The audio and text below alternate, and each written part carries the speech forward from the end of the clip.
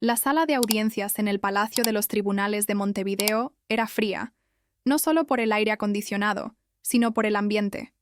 Estaba sentada ahí, en mis 40, con un traje discreto que siempre usaba para trabajar, pero con el cansancio que me marcaba los ojos. Frente a mí, Jimena, mi aún esposa. La luz que entraba por los ventanales era pálida, y cada palabra resonaba un poco en el silencio. El abogado de Jimena era un hombre de mediana edad, con esa sonrisa ladeada que nunca me inspiró confianza. Empezó a exponer las demandas. Hablaba de una pensión compensatoria que era una locura, exorbitante, y de la mayor parte de nuestros bienes. La justificación era vaga, algo sobre la contribución emocional y el apoyo al éxito profesional, que, según él, Jimena me había dado. Yo escuchaba, intentando mantener la calma, mientras mi mente profesional, acostumbrada a los números fríos, ya hacía cálculos de lo absurdo de todo aquello. Fue entonces cuando Jimena se reclinó en su silla. Iba radiante, con un aire de superioridad que me resultaba familiar, pero que en ese momento me hirió de una forma nueva. Su vestido era llamativo, contrastando con mi sobriedad. Susurró algo a su abogado, y luego, con una sonrisa descarada, una que iba directamente hacia mí, dijo en voz alta. Lo dijo para que todos la oyeran, especialmente el juez, pero sobre todo para mí. Total, igual Natalia pagará. Su sueldo siempre fue suficiente para las dos, y ahora lo será para mí. La frase me golpeó como un puñetazo en el estómago. Resonó en la sala, cargada de un desprecio que me atravesó hasta lo más hondo. No era solo el dinero, era la minimización de años de esfuerzo, de sacrificios. Mi juventud, mi energía, todo lo que había puesto en mi carrera como contadora forense, reducido a una simple fuente de ingresos de la que ella ahora se jactaba. No era solo por la plata, era el desprecio por mi trabajo, por mi dedicación, por mi identidad. Mi mente, que siempre había funcionado con la lógica fría de los números, se sintió invadida por una emoción cruda, un dolor que no podía cuantificar. Miré al juez. Era una mujer mayor, de esas que han visto de todo en la vida. Mantenía una expresión impasible, pero yo, que soy buena observando detalles, percibí un atisbo de algo en sus ojos. Un parpadeo, una mínima elevación de una ceja, seguido de una pequeña, casi imperceptible sonrisa. No pude descifrarla. ¿Diversión? ¿Cansancio? ¿O algo más profundo? No lo sabía, pero sentí una punzada de algo indefinido. La audiencia siguió, o eso supongo. Yo ya no escuchaba las palabras. Las de Jimena habían disuelto la última capa de respeto que aún me quedaba por ella. Me di cuenta de la magnitud de la situación. Jimena no solo quería mi dinero, quería humillarme, pisotear todo lo que yo había construido con tanto esfuerzo. Esta no iba a ser una separación amistosa, de esas que uno espera después de tantos años. Esto iba a ser una guerra, y ella acababa de declarar la primera batalla. Me levanté de la audiencia con un nudo en el estómago, la frase de Jimena taladrando mi cabeza. Sentía la picadura de la traición y la humillación ardiendo en mi pecho. El camino que tenía por delante se presentaba oscuro y cuesta arriba. La paz que una vez esperé encontrar en este proceso de divorcio, esa paz que uno anhela al cerrar un capítulo, parecía ahora una quimera lejana, inalcanzable. Salí de la audiencia y me fui directo a mi oficina. Ya era de noche, y la ciudad de Montevideo, con sus luces dispersas, se veía tranquila a través de la ventana. Para mí, la tranquilidad era solo una fachada. Necesitaba estar sola. Me serví un café, pero lo dejé enfriarse sobre el escritorio. La ironía de la temperatura, pensé, hacía eco de mi propio estado de ánimo. Fría, estancada. Me senté frente a mi computadora, pero no la encendí. Mi mente, que normalmente era una máquina de lógica y números, estaba enredada en un nudo de recuerdos y dolor. Empecé a repasar mi vida, como si fuera un balance que necesitaba auditar. Recordé los años de estudio. Noches enteras con libros de contabilidad forense, certificaciones, exámenes difíciles. Cada papel, cada diploma colgado en la pared de mi estudio era el resultado de horas y horas de sacrificio. Construir mi reputación no fue fácil. Noches sin dormir, fines de semana sacrificados por un caso urgente, viajes de trabajo a ciudades lejanas. Todo para construir una carrera sólida, una vida estable. No solo para mí, sino para nosotras dos. Y Jimena. La conocí cuando empezaba mi carrera. Había una chispa, un encanto en ella que me atrapó. Al principio, parecía admirar mi intelecto, mi disciplina.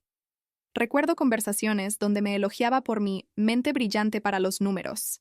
Me hacía sentir valorada, especial. Pensaba que ella entendía lo que significaba mi trabajo, la dedicación que le ponía. Mi sueldo, mi habilidad para gestionar las finanzas. Todo eso le había permitido a Jimena llevar una vida muy cómoda, sin preocupaciones.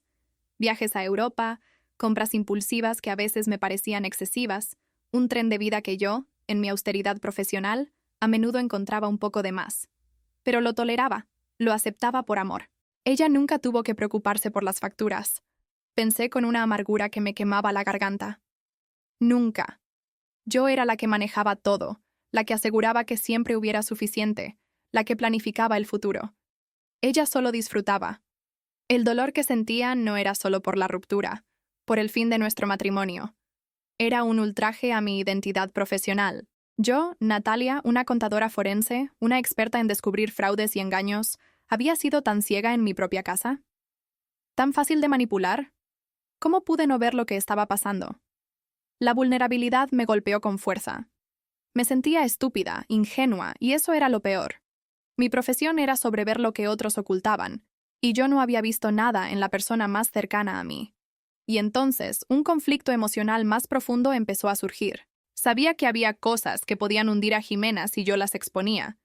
Mi ética profesional, esa que me había guiado durante toda mi carrera, me decía que debía buscar la verdad, que debía exponer cualquier engaño.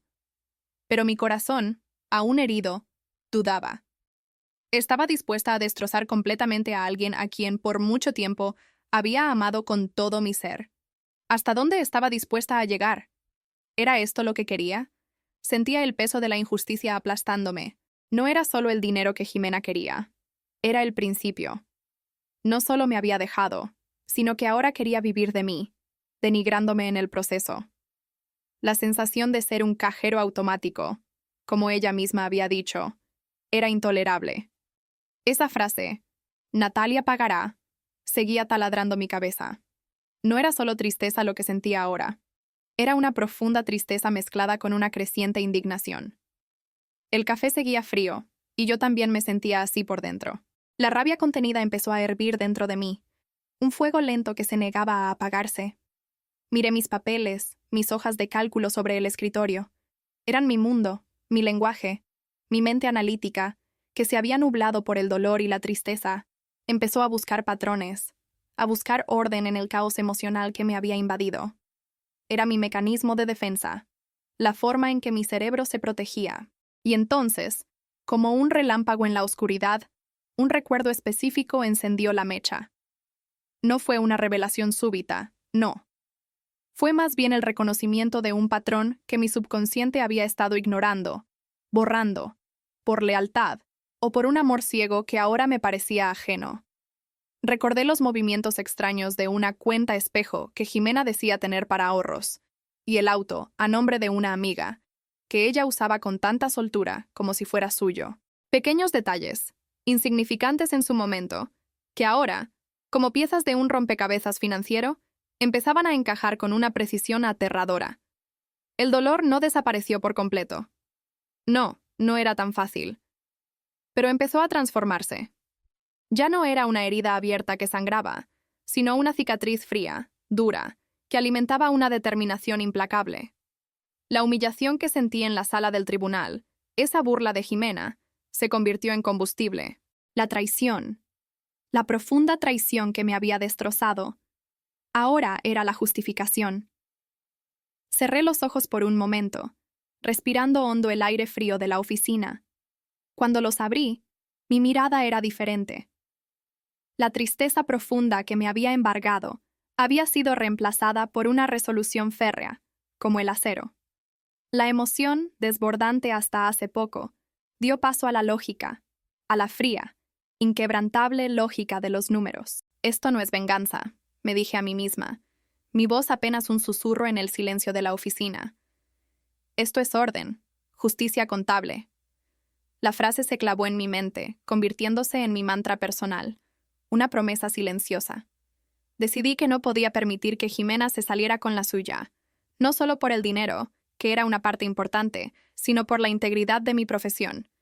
Yo era una contadora forense. Mi trabajo era descubrir fraudes, desenmascarar engaños, sacar la verdad a la luz. ¿Cómo podía permitir que un fraude pasara desapercibido, especialmente cuando me afectaba a mí directamente? Era un desafío a mi propia capacidad, a mi reputación. Si dejaba esto pasar, ¿qué clase de profesional sería? Mi mente, ahora libre de los lazos emocionales que la habían cegado, empezó a trabajar a toda máquina. Era como si un interruptor se hubiera encendido. Empecé a pensar cómo lo haría un experto externo, un colega contratado para un caso complicado. ¿Qué buscaría? ¿Qué documentos pediría? Pensé en mi experiencia, en los casos más complejos que había resuelto, esos donde la verdad estaba enterrada bajo capas y capas de mentiras. Y me di cuenta. Tenía todas las herramientas, todo el conocimiento. La respuesta estaba en mi cabeza, en mis manos, en mi escritorio. Antes incluso de tocar un solo documento, Natalia, la esposa herida, se convirtió en Natalia, la estratega. Mentalmente, tracé un plan, una hoja de ruta para la investigación. Pensé en las posibles defensas de Jimena, en cómo su abogada, ese hombre de sonrisa ladeada, intentaría desacreditarme. Me vi a mí misma en el estrado, respondiendo a preguntas capciosas, desmantelando argumentos falaces. Ya no era la mujer vulnerable que salió del juzgado. Ahora era la contadora forense más astuta que Jimena jamás subestimó. Ella había jugado sus cartas, y yo estaba lista para mostrarle las mías. Con un gesto decisivo, casi automático, encendí mi computadora. El café frío sobre el escritorio ya no me importaba. La pantalla se iluminó, y en su reflejo vi una determinación renovada en mis ojos. No había tristeza, no había ira descontrolada, solo una fría, calculada resolución. La cacería silenciosa había comenzado. Y mi oficina se convirtió en mi búnker. Me sumergí en el trabajo con una intensidad que casi me asustaba. Era como un ritual que había repetido cientos de veces para otros clientes, pero esta vez, la piel que me jugaba era la mía. Encendí las pantallas. Abrí mis programas, y el mundo exterior dejó de existir. Solo importaban los datos, los números, la verdad que sabía que estaba escondida. Lo primero fue usar mis contactos. En el mundo financiero y legal, uno hace muchas conexiones. Siempre de forma ética, claro, y dentro de los límites de la ley. No iba a arriesgar mi reputación por esto, ni mucho menos. Necesitaba información, datos duros que pudieran ser verificados por cualquiera. Llamé a un par de colegas. Les pedí favores discretos, bajo el pretexto de un caso complejo que involucraba un divorcio de alto perfil. Ellos confiaban en mí, y yo confiaba en que ellos mantendrían la discreción. Empecé a trazar los movimientos financieros de Jimena. Accedí a los registros bancarios compartidos, claro, los que eran legales para mí, revisar mientras duró el matrimonio. También revisé declaraciones de impuestos pasadas, registros de bienes inmuebles. Buscaba anomalías, cualquier cosa que no cuadrara. Transferencias a cuentas desconocidas, pagos a empresas que no tenían sentido, inversiones repentinas que no habíamos discutido nunca. Los números, para mí, contaban una historia. Y la de Jimena, sospechaba, estaba llena de capítulos ocultos. El foco principal fue la famosa cuenta espejo, que ella había mencionado alguna vez como sus ahorros personales.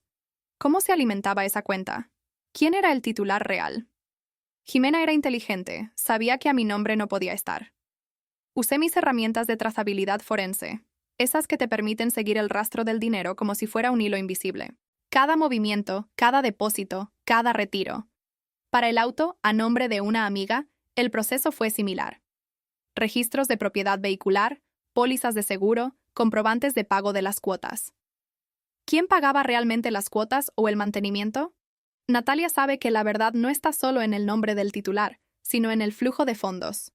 ¿Quién pone la plata? Ese es el dueño real. Y el dinero de Jimena, que en realidad era el nuestro, parecía estar financiando todo eso. Fui meticulosa.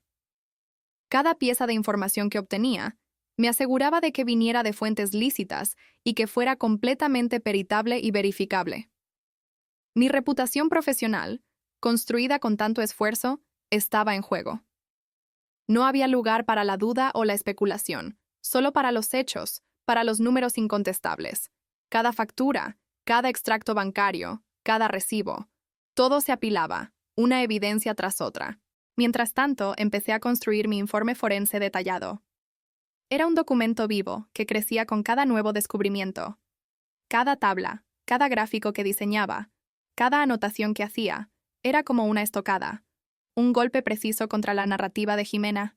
El informe no era solo un conjunto de datos, era una narrativa, la historia de un engaño financiero que estaba siendo expuesto, pieza por pieza, sin concesiones. Pero no solo me centré en Jimena, también me puse en el lugar del abogado de ella. ¿Cómo me atacarían? Sabía que intentarían desestimar mi pericia por conflicto de interés, pintándome como una mujer vengativa, una exesposa despechada que usaba su profesión para su beneficio personal. Eso era lo que harían. Repasé mis propios archivos, los de mi estudio. Pensé en cada cliente que habíamos tenido, cada contrato, cada cláusula estándar que siempre incluíamos. Y fue en este repaso, en esta revisión rutinaria de viejos expedientes, que surgió la revelación clave. Un destello. Un nombre me saltó a la vista en un archivo de hacía años.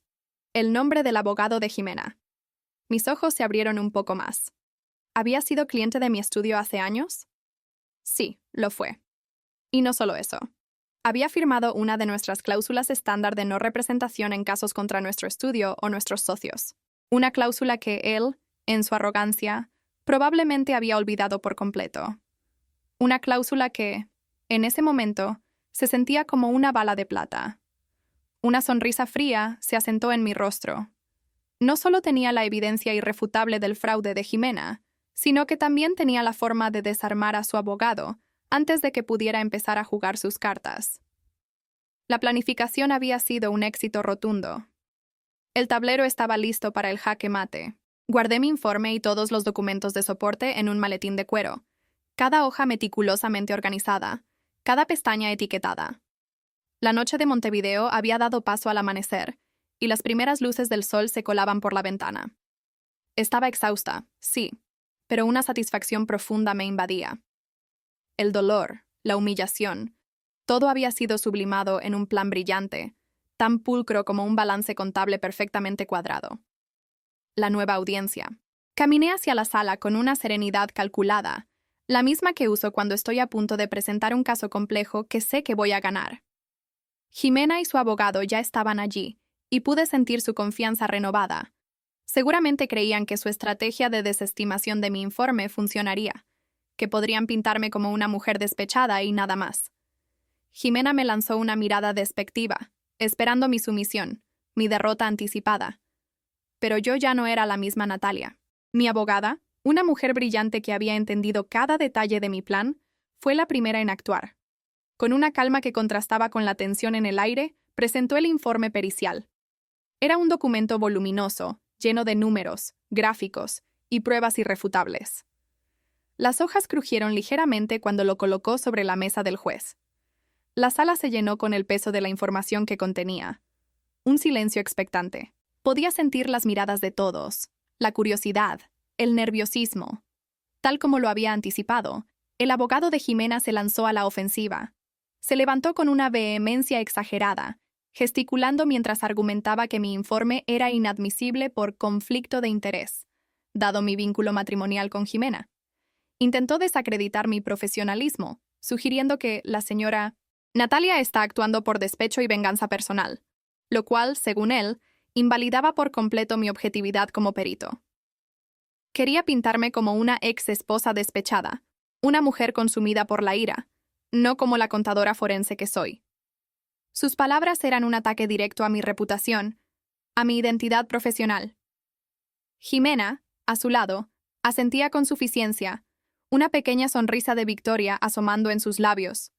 Pero era el momento exacto que habíamos calculado. Mientras el abogado de Jimena se regodeaba en su ataque, creyendo que me tenía acorralada, mi abogada intervino. Lo hizo con una calma perturbadora, una voz que apenas se elevó por encima del murmullo de la sala. No defendió mi pericia de inmediato. En cambio, se dirigió al juez con una moción inesperada, algo que nadie, excepto nosotras dos, esperaba. Su señoría, dijo mi abogada, su voz clara y firme, presento una moción de desestimación del letrado de la parte demandante por conflicto de interés. El efecto fue inmediato y devastador. El abogado de Jimena se congeló. Su rostro palideció, y su boca se abrió y cerró sin emitir sonido alguno. Mi abogada, sin darle tiempo a reaccionar, presentó una copia del contrato de servicios que él había firmado con mi estudio años atrás. Lo puso en manos del juez, y con un dedo destacó la cláusula de no representación en casos contra mi estudio o mis socios. Su señoría, repitió. Existe un conflicto de interés, sí. Pero no de parte de mi representada, sino de parte del letrado de la señora Jimena, quien viola una cláusula de confidencialidad y no competencia profesional que firmó en su momento. El shock se extendió por la sala como una onda. El abogado de Jimena estaba lívido, sus ojos fijos en el documento. Jimena lo miró, primero perpleja, luego furiosa, dándose cuenta de que algo terrible, algo que no entendía del todo, acababa de suceder. Un murmullo bajo y confuso se extendió por la sala. El juez tomó el documento, sus ojos recorrieron las líneas. Su expresión, que hasta ese momento había sido impasible, cambió a una de profunda seriedad, casi de frustración. Era la misma expresión que había notado en la primera audiencia, pero ahora estaba clara. Yo observé la escena. Mi rostro una máscara de profesionalidad. Por dentro, mi corazón latía fuerte, pero no era por miedo. Era por la precisión de la ejecución. Cada paso, cada reacción, todo había sido anticipado y planeado. La trampa, esa trampa silenciosa y calculada, estaba activada. Jimena y su abogado habían subestimado a la contadora forense. El juez, después de un momento de tensa lectura, levantó la vista. Miró al abogado de Jimena con una expresión glacial, una que prometía problemas. El silencio en la sala era casi absoluto. Se acercaba el momento de la verdad, y yo estaba lista. El juez no perdió el tiempo. Levantó el mazo y lo golpeó con una autoridad que resonó en cada rincón de la sala. «Abogado», dijo, y su voz era firme, pero también sonaba decepcionada, casi cansada de ver la misma historia una y otra vez. «La cláusula es clara. No puedo permitir esta flagrante violación ética en mi sala. Su representación en este caso es insostenible». No hubo lugar a dudas, ni a réplicas. Era un veredicto definitivo. El abogado de Jimena intentó balbucear algo, pero el juez lo interrumpió con un gesto seco. Su rostro, antes tan arrogante, ahora estaba completamente descompuesto. Vi cómo el color se le iba de la cara. El juez no solo desestimó su moción, sino que lo expulsó del caso, así, sin más. Le dio un plazo perentorio a Jimena para que consiguiera un nuevo letrado, pero lo que realmente me importó fue lo que dijo después. Ordenó que se continuara con la consideración de mi informe de inmediato, citando la claridad y el detalle excepcional de la documentación que había presentado. La humillación del abogado fue palpable. Recogió sus cosas con manos temblorosas y se retiró de la sala, bajo las miradas de todos, que ahora eran de desaprobación y curiosidad. Jimena se quedó sola, desorientada. Su boca se abrió un poco, pero no salió nada. La confianza que había irradiado al entrar, esa arrogancia que tanto me había dolido en la primera audiencia, se desvaneció por completo. La vi mirar alrededor, como si buscara una salida, un apoyo que ya no estaba. Su rostro, antes radiante, se transformó en una mueca de pánico. Estaba sola, y no le gustaba. Era mi momento, o mejor dicho, el momento de la verdad, que mi abogada supo manejar con una maestría increíble. Ella no perdió el tiempo. Con una calma demoledora, empezó a exponer el informe pericial que yo había preparado. Cada número, cada gráfico, cada prueba irrefutable que habíamos recopilado. La sala se volvió a llenar de un silencio tenso, pero esta vez, el peso no era de la incertidumbre, sino de la evidencia. Empezó por la cuenta espejo. Mi abogada explicó con una claridad meridiana cómo Jimena había estado desviando fondos a una cuenta bancaria a nombre de una tercera persona. No era una cuenta a su nombre, claro, porque yo la habría descubierto antes. Esta cuenta supuestamente eran ahorros para una futura inversión, pero mi abogada mostró las transferencias y los extractos que demostraban que en realidad era utilizada para gastos personales suntuosos, sin ninguna justificación lógica dentro de nuestro presupuesto compartido. Ropa de marca, cenas en restaurantes caros, viajes de fin de semana que Jimena decía que le regalaban sus amigas. Todo salía de esa cuenta oculta. Luego vino lo del auto, ese auto que Jimena decía que era de una amiga y que usaba como si fuera suyo. Mi abogada presentó las pruebas. Recibos de talleres mecánicos a nombre de Jimena, pólizas de seguro pagadas desde una cuenta que también habíamos rastreado, y lo más contundente, mensajes de texto que confirmaban que Jimena era la que pagaba y mantenía el vehículo, no la supuesta amiga. La verdad no estaba en el nombre del titular, sino en el flujo de fondos, como siempre digo. Y el flujo de fondos llevaba directamente a Jimena. Y para rematar, mi abogada detalló otros pequeños ingresos y activos que Jimena había intentado ocultar. Cosas menores, quizás, pero que sumaban. Ingresos extra por trabajos esporádicos que nunca declaraba. Pequeñas inversiones en criptomonedas que había hecho a espaldas mías. Ella esperaba que yo, por mi cercanía, no los investigara, que pasaran desapercibidos en la marea de la separación. Pero yo soy contadora forense, y no hay cifra demasiado pequeña para ser importante. El juez, con mi informe en mano, revisó los datos con una atención minuciosa. La expresión que había notado en la primera audiencia, esa mezcla de astucia y algo más profundo, ahora se aclaraba. No era cansancio, era una profunda comprensión de la justicia, de la verdad que se escondía detrás de los números. Asintió lentamente, una vez, 2 veces. Con una voz que ahora denotaba una satisfacción silenciosa, casi imperceptible, el juez declaró: dadas las pruebas irrefutables de ocultamiento de bienes y el intento de fraude procesal, la situación se invierte. Y entonces llegó el momento que había esperado, aunque no me atrevía a confesar. El juez recalculó la división de bienes y las compensaciones. No solo negó toda pensión compensatoria a Jimena, sino que, citando directamente la frase que ella había dicho en la primera audiencia, esa que me había taladrado la cabeza y el corazón, con una punzada de ironía en su voz, dictó: la señora Jimena deberá compensar a la señora Natalia por el valor de los bienes ocultos, más los costos legales y honorarios de la pericia forense incurridos debido a sus acciones dolosas. Ahora será ella quien le pague. Un escalofrío me recorrió la espalda.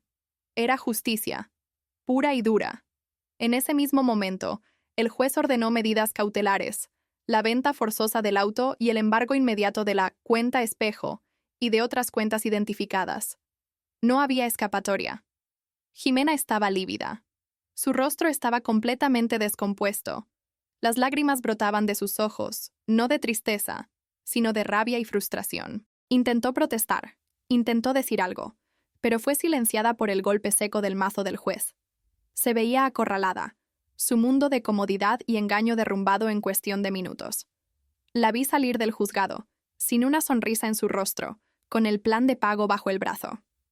La derrota era absoluta, y yo, por primera vez en mucho tiempo, sentí un alivio inmenso. La balanza se había equilibrado. Abandoné el juzgado. La sensación no era de euforia, ni de un triunfo ruidoso, de esos que te hacen gritar de alegría. Era algo mucho más profundo y sereno. Era una paz que se asentaba en el alma, la satisfacción de un trabajo bien hecho, de una ecuación que finalmente, después de tanto caos, cuadraba a la perfección. Me fui con paz y un cierre contable perfecto. Pensé para mí misma. El peso de la injusticia, ese nudo apretado que había sentido en el estómago por tanto tiempo, finalmente se había levantado. Me detuve en un café cercano, uno de esos lugares con ventanales grandes desde donde se ve el bullicio de Montevideo. Pedí un café, esta vez caliente. Observé a la gente pasar, cada uno inmerso en su propia vida, sus propias batallas. No era revancha, murmuré para mí misma, el vapor del café caliente empañando ligeramente el cristal. Era orden. El amor se fue. Sí, se disolvió como el azúcar en el agua, pero la aritmética, esa sigue siendo justa. A veces, la justicia no es dulce, no es suave, es precisa y fría, como un balance bien calculado que no perdona un solo error. Esta experiencia, por dolorosa que había sido en cada fibra de mi ser, me había fortalecido de una manera que nunca imaginé. Mi reputación como contadora forense, que ya era sólida y respetada, ahora se convertía en algo legendario en mi círculo. Este caso, el mío propio, se transformaría en un estudio de caso, un ejemplo de cómo la agudeza profesional puede desenmascarar la más íntima y dolorosa de las traiciones. Ya podía imaginar a otros colegas hablando de el caso Natalia. Y, por supuesto, mi pequeño estudio probablemente vería un aumento considerable de clientes. La gente busca eso. Alguien que no solo sabe de números, sino que también entiende la traición y la injusticia. Me sentía liberada. La amargura que me había acompañado como una sombra durante meses había dado paso a una claridad mental impresionante. Había aprendido una valiosa lección sobre la confianza, sobre la verdadera naturaleza de las personas y sobre mi propia fortaleza. Estaba lista para un nuevo capítulo en mi vida, tanto profesional como personalmente. No con la inocencia de antes, sino con una base sólida de autoconfianza y la sabiduría que solo la experiencia, por dura que sea, puede darte. Miré mi café, ahora tibia. La vida seguía. Así que aquí estoy, mirándolos a ustedes, directamente. ¿Creías que podías engañar a una contadora forense? ¿Creías que el amor o la lealtad, los sentimientos, nublarían mi visión para los números? Jimena aprendió una lección muy costosa ese día. Una lección que le salió más cara de lo que jamás imaginó. La verdad es que la vida, como la contabilidad, tiene sus principios. Y uno de ellos es que cada débito tiene su crédito. No hay forma de escapar a eso. Y cuando intentas ocultar la verdad, cuando manipulas las cifras, cuando juegas con la confianza de alguien, tarde o temprano, la balanza se inclina. Y no siempre a tu favor. Las cuentas siempre se cuadran, de una forma u otra. ¿Se identifican con esta historia? ¿Han sentido el filo de la traición y la injusticia en sus propias vidas, especialmente en el ámbito personal donde el dinero se convierte en un arma afilada? Tal vez un socio desleal que les robó sus ideas, un ex que intentó dejarlos en la ruina, o incluso un compañero de trabajo que jugó sucio y se llevó el crédito de su esfuerzo. Sé que muchos de ustedes han pasado por algo similar. Cuéntenme sus historias de venganza profesional y justicia kármica en los comentarios. Sus experiencias, sus venganzas frías y calculadas, son el combustible de este canal. Quiero leer cómo ustedes también lograron que las cuentas cuadraran a su favor. No olviden darle a me gusta a este video si les gustó la historia, suscribirse a Café Frío y Venganza y activar la campanita para no perderse ninguna dosis de justicia kármica que nos ayuda a cuadrar las cuentas de la vida. Porque recuerden, el amor puede terminar, puede desvanecerse, pero las hojas de cálculo, esas siempre siguen trabajando.